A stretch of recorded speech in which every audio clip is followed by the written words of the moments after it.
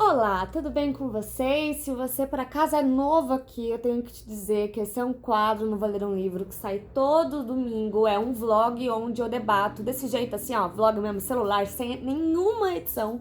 Alguma coisa que tenha a ver com livros, com mercado editorial ou com alguma coisa que eu seja pistola e queira falar. Pois bem, passei este final de semana inteiro depressiva na minha cama, sem pensar em nada que eu queria falar, até que fui ler uma matéria do Santiago Nazarian sobre literatura fantástica no Brasil. O que acontece? Pra quem não sabe, Santiago Nazarian é um cara muito importante no mercado editorial, ele é um nome bem conhecido, esse é o Churros, inclusive, que também é um nome bem conhecido, mentira, não é? Enfim, o Santiago Nazarian, ele fez uma matéria na Folha dizendo o seguinte, né? O título da matéria é Eterna Promessa, Literatura Fantástica Brasileira Nunca Decola. Livros de horror permanecem à margem, desprezados pela crítica, quero frisar isso, e incapazes de deixar marca na cultura nacional. E aí fiquei pensando com os meus botões. Primeiro que é um texto super pedante, que ele fala da literatura dele mesmo. O máximo que ele cita é a Ana Paula Maia, falando que talvez a Ana Paula Maia só faça um pouquinho de sucesso com sua literatura fantástica, invariavelmente por ser uma escritora mulher negra. Tudo bem?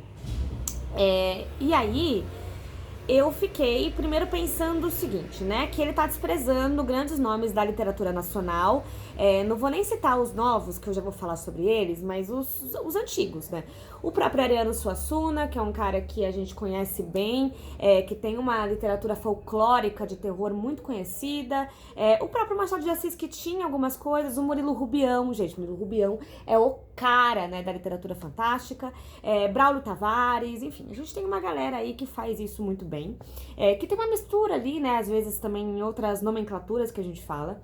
Só que o que me chamou a atenção foi o seguinte: eu não sou uma leitora de literatura fantástica, não costumo ler literatura fantástica, mas eu trabalho no mercado editorial há um bom tempo, e não só isso, né, eu tenho amigos que eu tenho amigos que fazem e escrevem ótimas literaturas fantásticas, alguns que inclusive li, outros que não li, porque não tive oportunidade ou porque não tive vontade mesmo, porque não é minha pegada.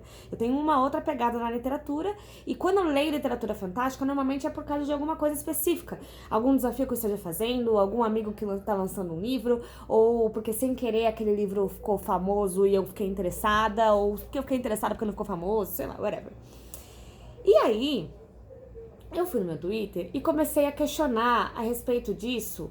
Lembrando, eu enquanto uma não leitora de literatura fantástica. E descobri que a patotinha de literatura fantástica já estava debatendo isso em seus próprios twitters. Com toda razão, porque é um texto super pedante que acaba excluindo algumas coisas.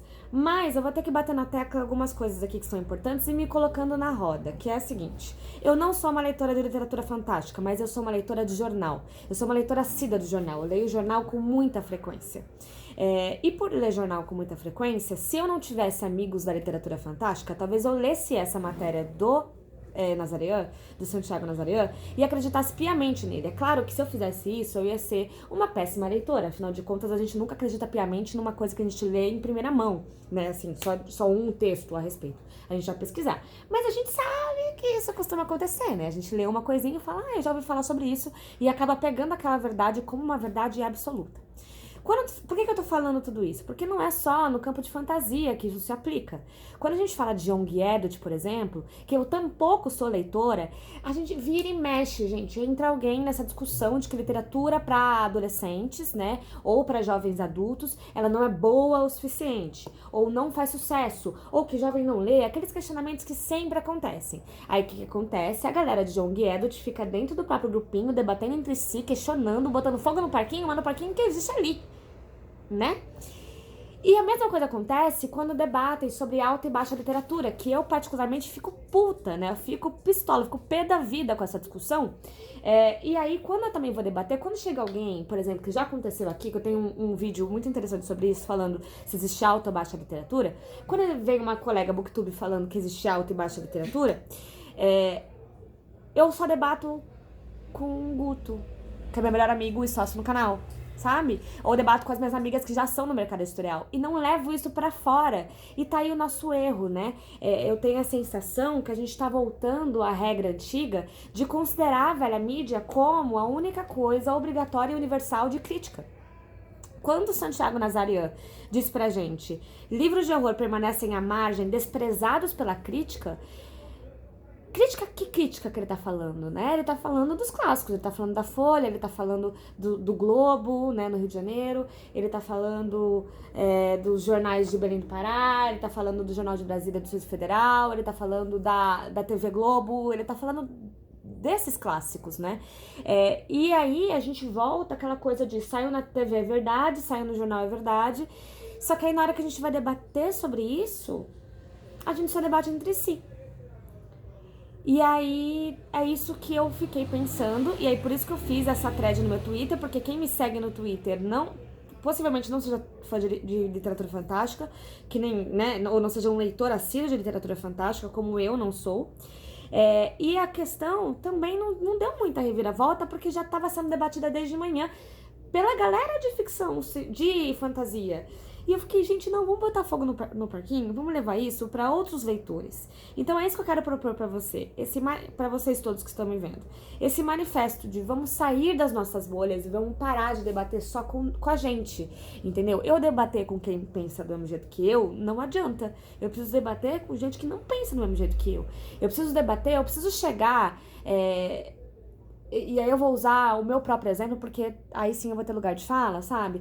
Eu preciso ir apresentar o Jabuti e falar no Jabuti com a velha guarda. Entendem? Eu também preciso ir no Young Adult e levar o clássico pro Young Adult. Eu preciso fazer tudo isso, porque senão eu tô só falando com a minha bolha. E aí, por isso a gente vai ter um podcast agora, a gente já gravou com alguns nomes, inclusive esses foram os temas. A gente falou de censura com Pedro Bandeira, a gente falou sobre literatura trans e literatura LGBT fora do G com a Mara Moira. A gente falou sobre a literatura fantástica e de terror com Rafael Monte, se dá pra viver de literatura no Brasil. A gente falou de Young Adult com Vitor Martins. A gente tem nomes incríveis nesse podcast, eu espero chegar em mais gente com isso, mas eu preciso da ajuda de vocês pra sair dessa bolha, entendeu? Eu preciso chegar no mundo edu também, eu preciso chegar em um mundo que não fala só disso. Então, quando a gente tá lá na Bienal lutando contra a censura, levantando bandeira, a gente tá levantando bandeira debatendo política. E por isso que foi tão importante o Felipe Neto ter entrado nessa onda. Porque ele não é a galera de literatura, entende? Ele tá fora disso. Ele consegue chegar em gente que a gente não consegue. Então, até quando me perguntaram, quem escutou o meu debate sobre a Bienal e perguntaram, você não acha que ele deveria ter citado seu nome?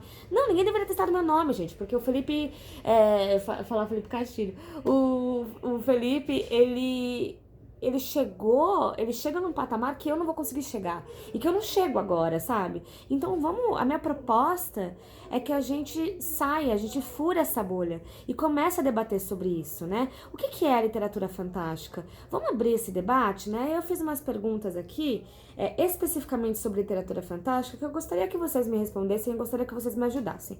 Então, por exemplo, o terror no Brasil tem mais efeito se for pro terror psicológico? Ele fica mais elegante, mais facilmente enquadrado no que a gente considera alta literatura?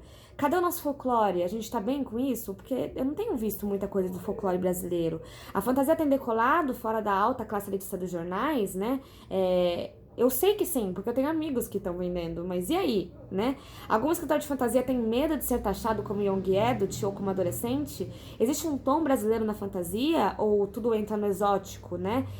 Vamos usar a internet a nosso favor, vamos propiciar esse debate. Então faça este vídeo ou outros vídeos, ou outros debates, ou outros livros. Vamos propagar a literatura, gente. Vamos parar de falar sobre a nossa bolha, só com a gente. E eu tô me propondo a falar sobre fantasia que não é meu ramo, que não é o que eu sei. Eu não sei nada de fantasia. De verdade, assim, o que eu sei é bem pouco. É o que eu trabalhei na Leia, dos meus amigos que eu vejo, que debato, dos podcasts que eu ouço. Nós vamos falar sobre isso. Então, eu estou abrindo aqui esta grande porta. O que eu posso fazer é isso, por hora, né? E a gente tá abrindo no podcast, tá abrindo no Twitter, com as threads que eu tenho feito, com as matérias que eu tenho proposto, nos grupos que eu participo, nos clubes de leitura que eu participo. Vamos fazer isso? Vamos levar esse debatinho? Vamos debater? Comentem muito aqui embaixo. Vamos fazer o engajamento desse vídeo subir, gente, porque quanto mais vocês comentam, mais isso sobe. E me falem se vocês leem fantasia, e se vocês se deixam levar pela crítica velha, que a gente chama, tá? E quando eu digo crítica velha, são os jornais. Vocês leem jornais? Como que é? Vamos entender também o meu público aqui, que às vezes eu acho que uma coisa é outra. Esse foi o tema. Eu pareci meio pistola, né? Porque eu fiquei mesmo. Vamos ver o que acontece? Eu tô propondo esse desafio pra vocês. Fogo no Parquinho, é esse o nome.